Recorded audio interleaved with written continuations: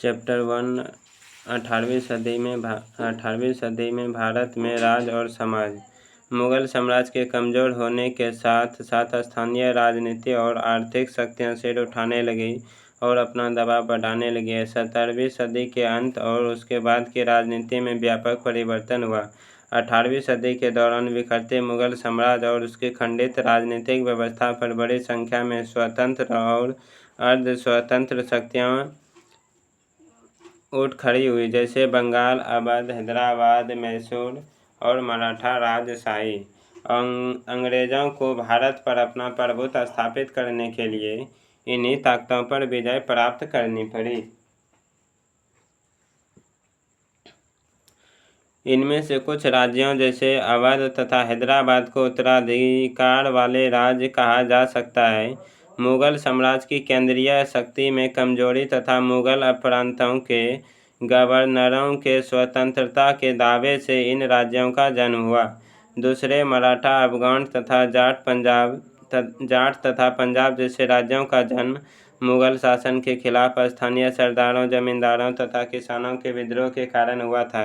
न केवल दो तरह के राज्यों की राजनीति कुछ हद तक भिन्न होती थी, बल्कि इन सब में आपस में स्थानीय परिस्थितियों के कारण भी अंतर था।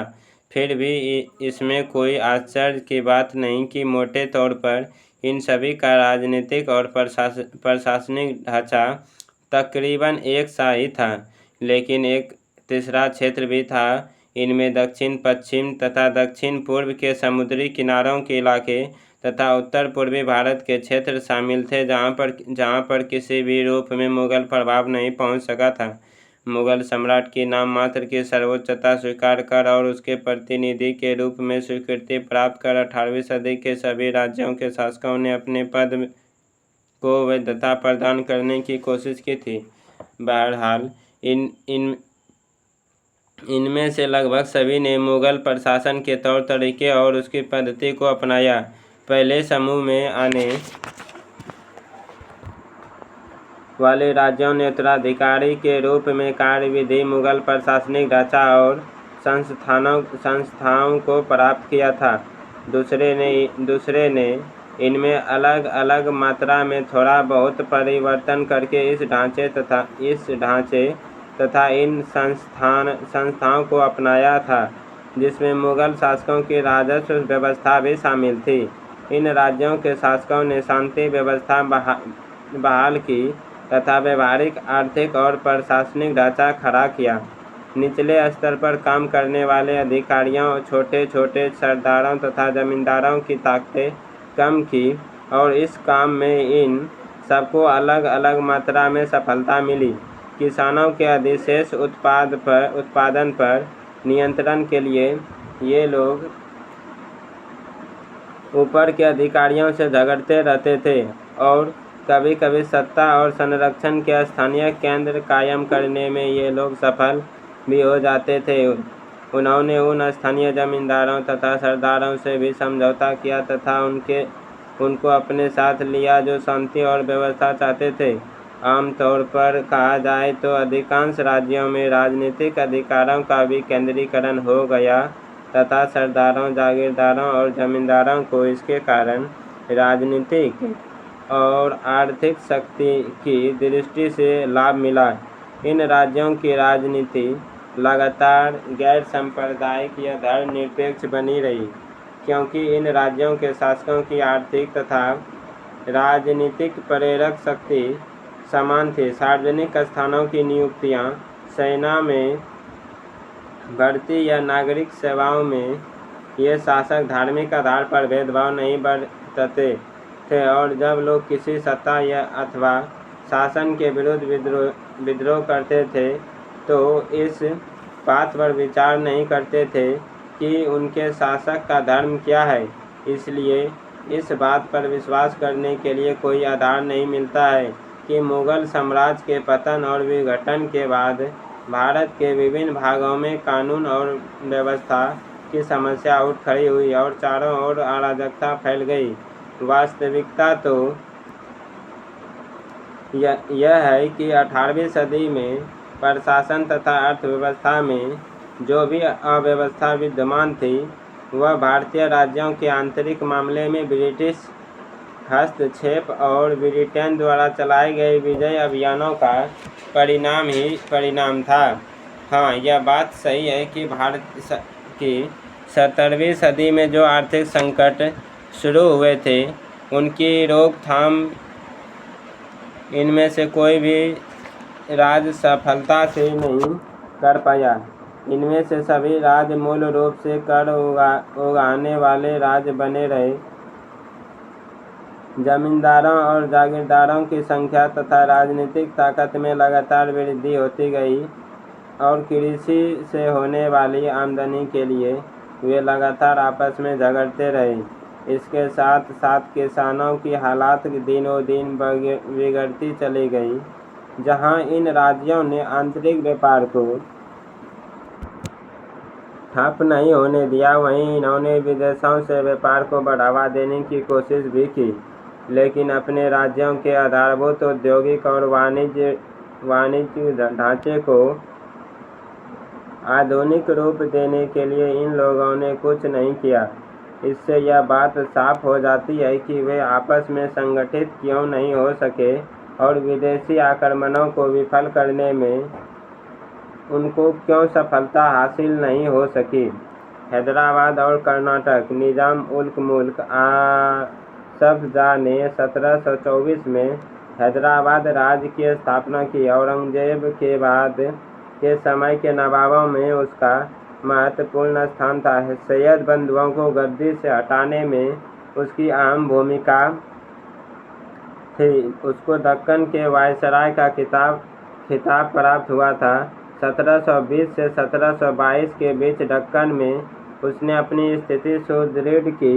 वह 1722 से 1724 तक साम्राज्य का वजीर रहा, मगर वह जल्द ही वजीर के काम से तंग आ गया, क्योंकि बादशाह मोहम्मद शाह ने प्रशासन में सुधार लाने की उसकी सब कोशिशों को नाकाम कर दिया। इसलिए उसने दक्कन वापस जाने का फैसला किया, जहां वह सही सलामत अपना आधिपत्य बनाए रख सकता था। यहाँ उसने हैदराबाद राज्य की नींव रखी, जिस पर उसने कठोरतापूर्वक शासन किया। उसने केंद्रीय सरकार से अपनी स्वतंत्रता की खुलेआम घोषणा कभी नहीं की, मगर उसने व्यवहार में स्वतंत्र शासक के रूप में काम किया। उसने दिल्ली को केंद्रीय सरकार से बिना पूछे लड़ाइयाँ लड़ी, सुलह नामे किए कि खिताब बांटे और जागीरदारी तथा ओहदे दिए। उसने हिंदुओं के प्रति सहनशीलता की नीति अपनाई। उदाहरण के लिए एक हिंदू पूरन चंद उसका दीवान था। उसने दक्कन के मुगलों के नमूने पर जागीरदारी प्रथा चलाकर सुव्यवस्थित प्रशासन स्थापित कर अपनी सत्ता को मजबूत बनाया। उसने बड़े उपद्रवी जमींदारों को अपनी सत्ता स्वीकार करने के लिए मजबूर किया और शक्तिशाली मराठे को अपने अधिकार क्षेत्र से बाहर रखा। उसने राजस्व व्यवस्था को भ्रष्टाचार से मुक्त करने की भी कोशिश की, मगर 1748 में उसके मरने के बाद हैदराबाद उन्हीं विघटनकारी शक्तियों का शिकार हो गया जो दिल्ली में सक्रिय थी।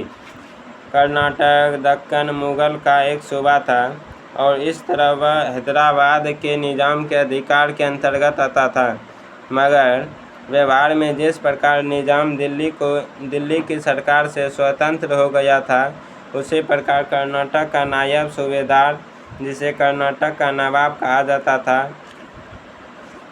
अपने को दक्कन के नवाब के नियंत्रण से मुक्त कर अपने ओहदे को वंशागत बना चुका था। अतः कर्नाटक के नवाब सादत उल्ला खां ने अपने भतीजे दोस्त अली को निजाम की मंजूरी के बिना ही अपना उत्तराधिकारी बना दिया था। आगे चलकर 1740 के बाद कर्नाटक की स्थिति नवाबी के लिए बारंबार संघर्षों के कारण बिगड़ी और इससे यूरोपीय व्यापारिक कंपनियों को भारतीय राजनीति में प्रत्यक्ष रूप से हस्तक्षेप करने का मौका मिल गया। बंगाल केंद्रीय सत्ता की बढ़ती कमजोरी का फायदा उठाकर असाधारण योग्यता वाले दो व्यक्ति व्यक्तियों मुर्शिद कुली खां और अलीवर्दी खां ने बंगाल को वस्तुतः स्वतंत्र बना दिया। मुर्शिद कुली खां को 1717 में जाकर बंगाल का सूबेदार बनाया गया, मगर वह उसका वास्तविक शासक 1700 से ही था जब उसे दीवान बनाया गया था। उसने खुद को तुरंत केंद्रीय नियंत्रण से मुक्त कर लिया। यद्यपि वह बादशाह को नियमित रूप से नजराने की काफ़ी बड़ी रकम भेजता रहा, उसने अंदरूनी और बाहरी खतरे से बंगाल को मुक्त कर वहाँ शांति कायम की। अब बंगाल जमींदारों की प्रमुख बगावतें से भी कमोबेश मुक्त हो गया। उसके शासन के दौरान केवल 3 विद्रोह हुए। पहला विद्रोह सीताराम राय, उदय नारायण और गुलाम मोहम्मद ने किया। उसके बाद शुजात खां ने बगावत की। अंतिम विद्रोह नजात खां का था। उनको हराने के बाद मुर्शिद कुली खां ने उनकी जमींदारियां अपने कृपा पात्र राम जीवन को दे दी। मुर्शिद कुली खां 1727 में मर गया। उसके बाद उसके दामाद शुजा-उद-दीन ने बंगाल पर 1739 तक शासन किया।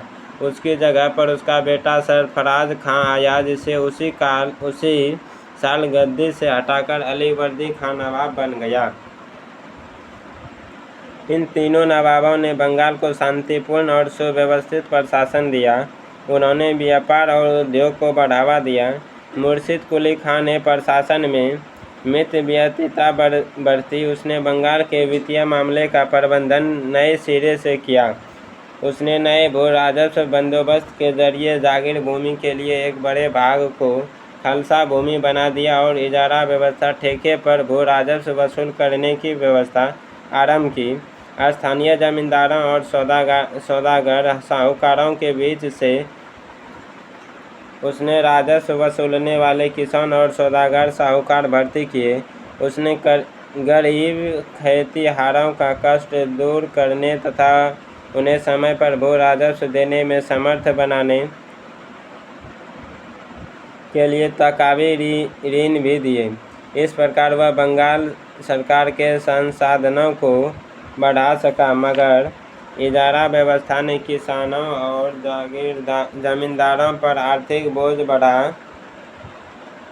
दिया। इसके अलावा यद्यपि उसने केवल असल जमा की मांग की और गैर कानूनी टैक्स हटा दिए, तथापि उसने जमींदारों और किसानों से लगान की वसूली बड़ी निर्दयता के साथ की। उसके सुधारों का एक परिणाम यह हुआ कि अनेक पुराने जमींदारों को निकाल बाहर किया गया और उनकी जगह पर अभी पनपे इजारेदार आ गए।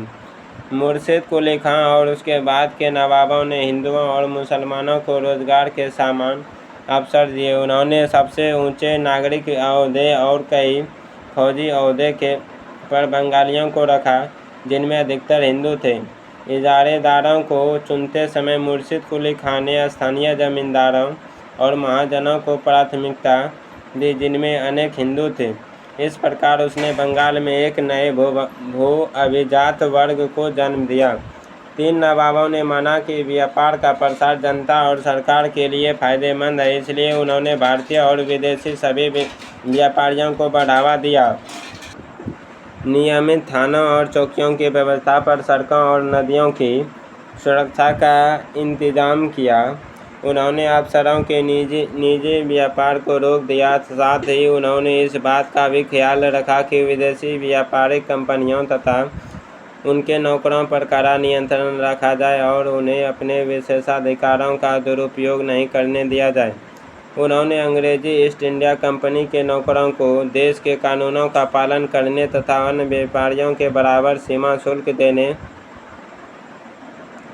के लिए मजबूर किया। अलीवर्दी खां ने अंग्रेजों और फ्रांसीसियों को कलकत्ता और चंद्रनगर के अपने कारखाने की किलेबंदी करने की इजाज़त नहीं दी। इन सब के बावजूद बंगाल के नवाब एक दृष्टि से बड़े नासमझ और लापरवाह साबित हुए। अंग्रेजी ईस्ट इंडिया कंपनी की प्रवृत्ति 1707 के बाद अपनी मांगों को मनवाने के लिए सैनिक शक्ति का उपयोग करने या उसके इस्तेमाल की धमकी देने की होने लगी थी। नवाबों ने इन प्रवृत्ति को मजबूती से नहीं दबाया। वे कंपनी की धमकियों का जवाब देने की ताकत रखते थे, मगर उनका निरंतर यह विश्वास रहा कि कोई भी मात्र व्यापारिक कंपनी उनकी सत्ता के लिए कोई खतरा पैदा नहीं कर सकती।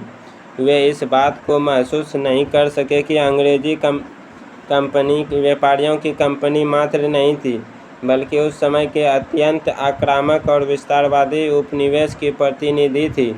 शेष दुनिया के बारे में उनका अज्ञान और उससे संपर्क का अभाव उनके लिए बड़ा महंगा पड़ा। नहीं तो अफ्रीका, दक्षिण पूर्व एशिया, लैटिन अमेरिका में पश्चिमी व्यापारिक कंपनियों के विध्वंसकारी कामों के संबंध में उनको जानकारी अवश्य हो जाती। बंगाल के नवाबों ने शक्तिशाली फौज बनाने की ओर ध्यान नहीं दिया और इसकी उन्हें भारी कीमत चुकानी पड़ी। उदाहरण के लिए मुर्शिद कुली खां की फौज में केवल 2000 घुड़सवार और 4000 पैदल सैनिक थे। अलीवर्दी खां को मराठों के बारंबार हमले से तंग होना पड़ा और अंततोगत्वा उसे उड़ीसा का एक बड़ा हिस्सा उन्हें दे देना पड़ा। जब 1756-57 में अंग्रेजी ईस्ट इंडिया कंपनी ने अलीवर्दी खां के उत्तराधिकारी सिराजुद्दौला के खिलाफ लड़ाई का ऐलान किया, तब शक्तिशाली फौज के अभाव ने भी विदेशी कंपनी की जीत में काफ़ी योगदान दिया। अफसरों के बीच बढ़ते हुए भ्रष्टाचार को रोकने में भी बंगाल के नवाब असफल रहे। यहाँ तक कि न्यायिक अधिकारी, काजी और मुफ्ती घूस लेने में नहीं हिचकिचाते थे। विदेशी कंपनियों ने इस कमजोरी का पूरा फायदा उठाया और सरकारी कानून और कायदों और नीतियों की जड़ें खरीदी। अवध के स्वायत्त राज्य का संस्थापक सादत खां बुरहान उल मुल्क था। उसे 1772 में अवध का सूबेदार बनाया गया था।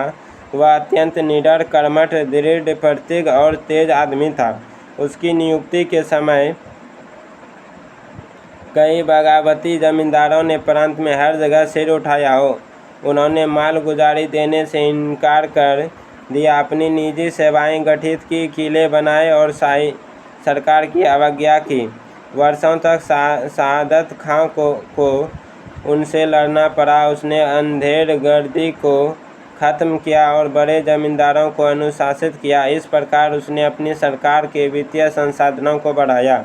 विभिन्न प्रकार की सुविधाएं देकर उसने दूसरे सरदारों और जमींदारों को अपनी तरफ कर लिया, किंतु उसने अधिकतर पराजित जमींदारों को नहीं हटाया।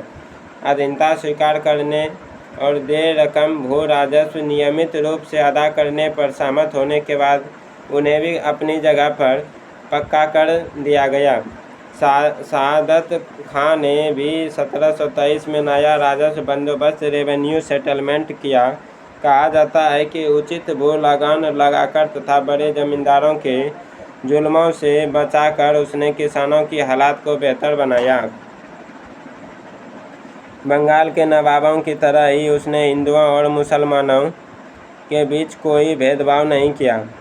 उसके अनेक सेनापति और उच्च अधिकारी हिंदू थे। उसने हठीले जमींदारों और सरदारों और सीमांतों को उनके धर्म का कोई ख्याल किए बिना दबा दिया। उसके सैनिकों को अच्छे वेतन मिले। बंगाल के नवाबों की तरह ही उसने हिंदुओं और मुसलमानों के बीच कोई भेदभाव नहीं किया। उसके अनेक सेनापति और उच्च अधिकारी हिंदू थे। उसने हठीले जमींदारों और सरदारों और सामंतों को उनके धर्म का कोई ख्याल किए बिना दबा दिया। उसके सैनिक को अच्छे वेतन मिलते थे। वे हथियारों से सुसज्जित और सुप्रशिक्षित थे। उसका प्रशासन कार्यकुशल था। उसने भी जागीरदारी प्रथा को जारी रखा। 1739 में अपने मरने के पहले वह वस्तुतः स्वतंत्र बन गया था और उसने प्रांत को अपनी वंशगत जायदाद बना लिया था। उसकी जगह उसके भतीजे सफदरजंग ने ली। साथ ही 1748 में उसे साम्राज्य का वजीर भी बना दिया गया। इसके अलावा उसे इलाहाबाद का प्रांत भी दिया गया। 1754 में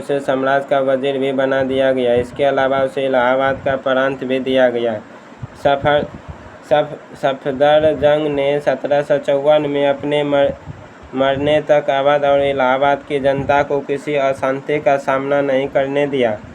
उसने बगावत करने वाले जमींदारों को दबा दिया और दूसरों को अपने पक्ष में कर लिया। उसने मराठा सरदारों से मित्रता कर ली, जिससे उसके अधिकार क्षेत्र में उनकी घुसपैठ न हो सके। राजपूत सरदारों और शेख जादाओं की स्वामी भक्ति हासिल करने में भी वह कामयाब रहा। उसने रुहेलों और बंगस पठानों के खिलाफ लड़ाइयाँ छेड़ी।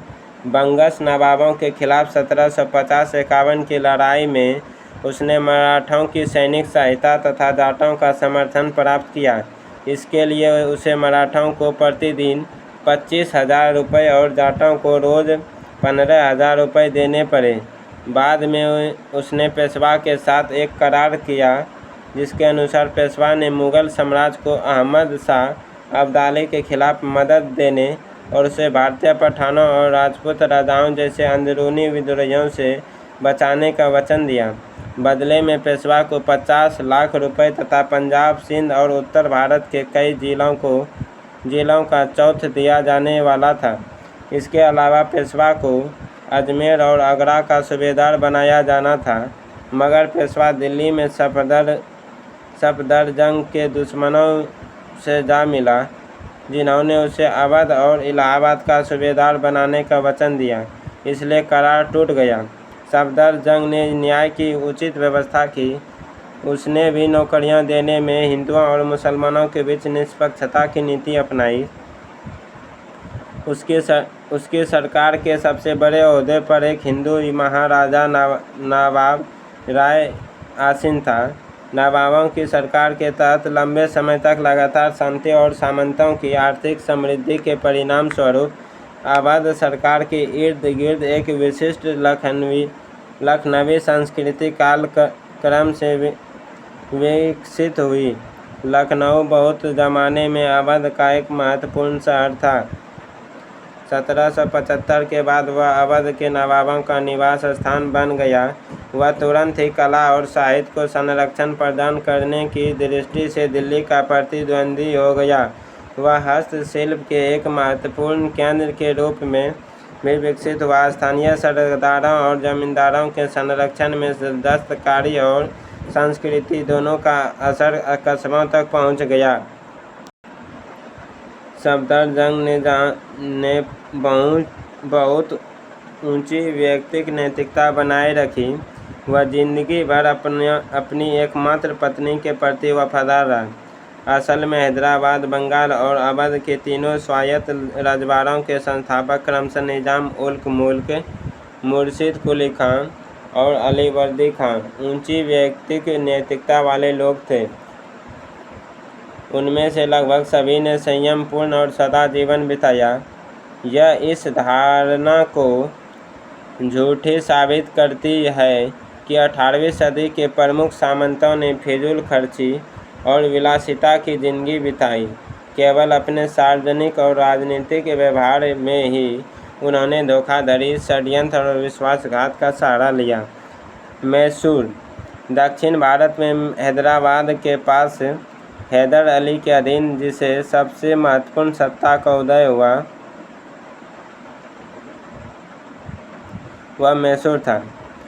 विजयनगर साम्राज्य के अंत होने के समय से ही मैसूर राज ने अपनी कमज़ोर स्वाधीनता को बनाए रखा और नाम मात्र को ही यह मुग़ल साम्राज्य का अंग था।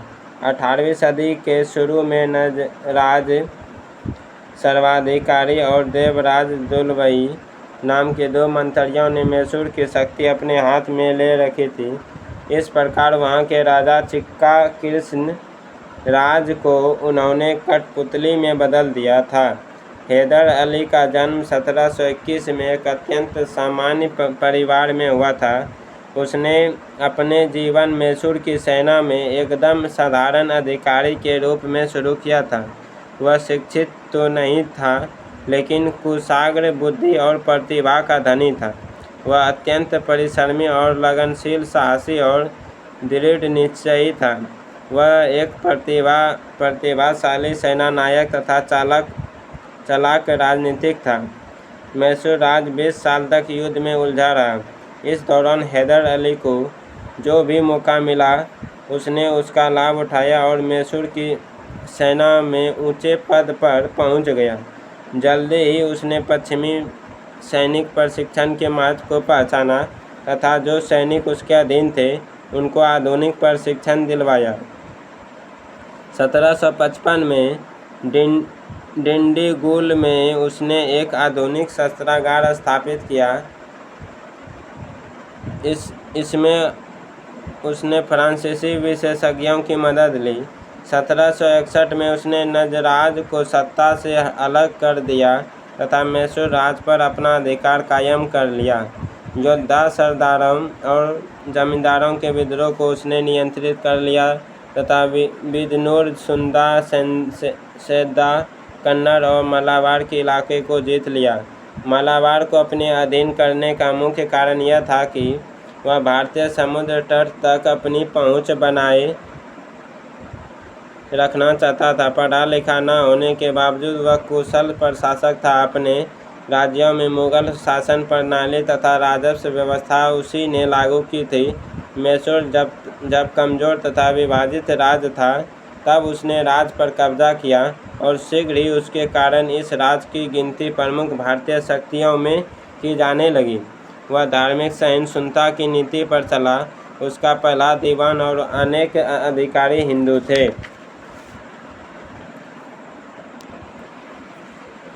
अपनी सत्ता के लगभग आरंभ से ही वह मराठा सरदारों निजाम अंग्रेज़ों के साथ लड़ाई में लगा रहा। उसने 1759 में अंग्रेजी फौजों को बार बार हराया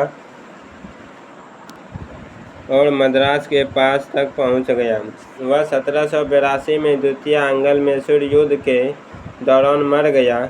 उसके स्थान पर उसका बेटा टीपू गद्दी पर बैठा। अंग्रेज़ों के हाथों 1799 में मारे जाने तक टीपू सुल्तान ने मैसूर पर शासन किया। वह जटिल चरित्र वाला और नए विचारों को ढूंढ निकालने वाला व्यक्ति था। एक नए कैलेंडर को लागू करना, सिक्का ढलाई की नई प्रणाली काम में लाना तथा माप तौल के नए पैमाने को अपनाना उसके समय के साथ अपने को बदलने की इच्छा के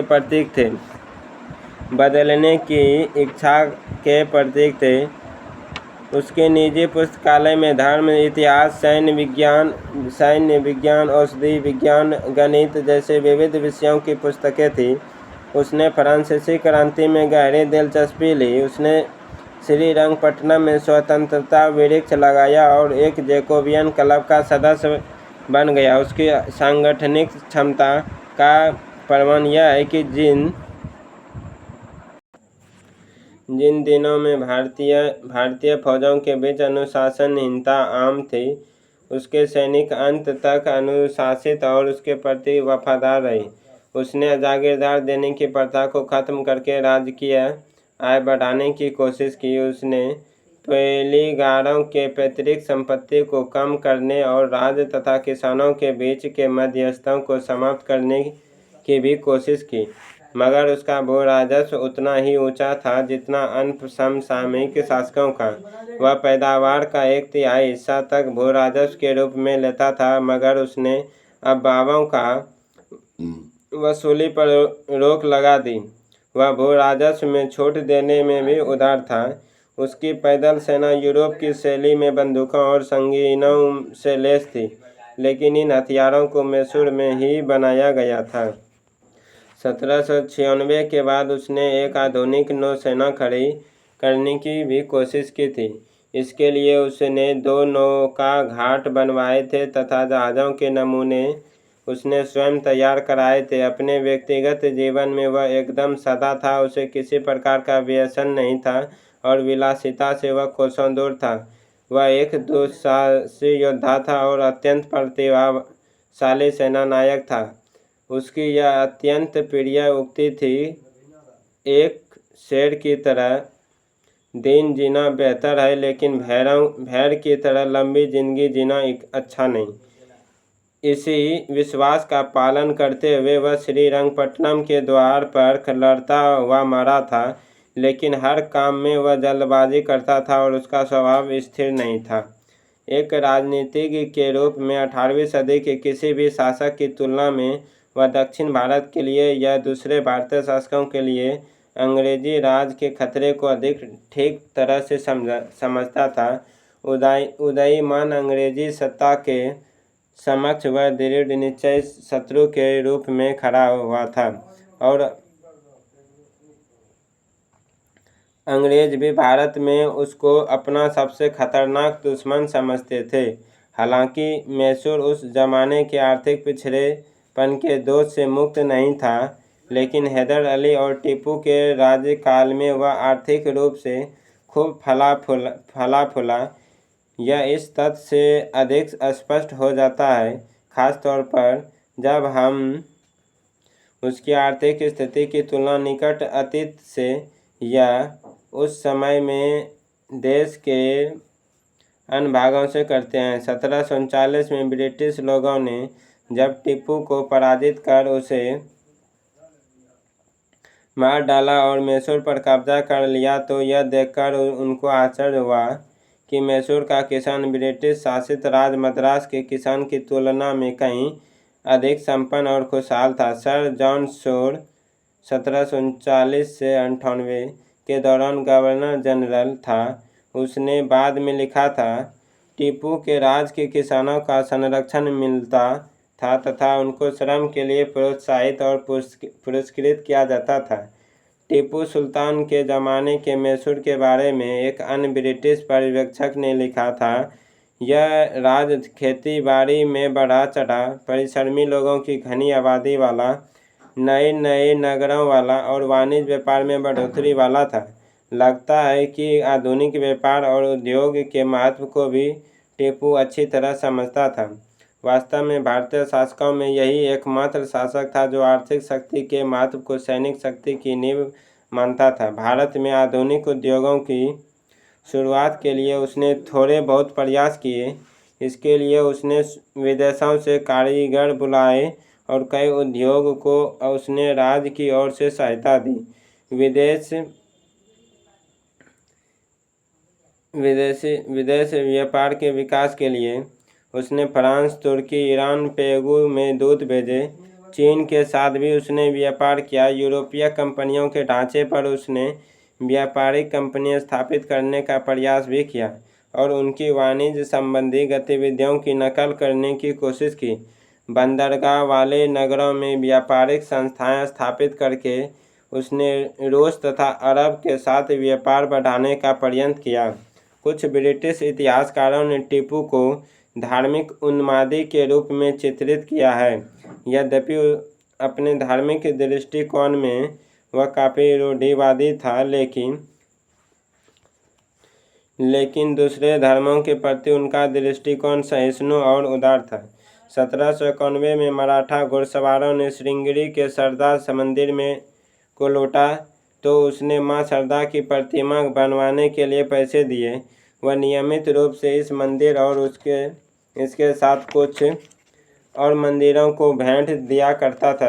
रंगनाथ का प्रसिद्ध मंदिर उसके महल से मुश्किल से 100 गज की दूरी पर था, जहां पर वह अपनी बहुसंख्यक हिंदू और ईसाई प्रजा के साथ सहनशीलता का बर्ताव करता था। वहीं वह उन हिंदुओं और ईसाइयों के प्रति काफ़ी कठोर था जो प्रत्यक्ष या परोक्ष रूप से मैसूर राज के विरुद्ध अंग्रेजों की मदद करते थे।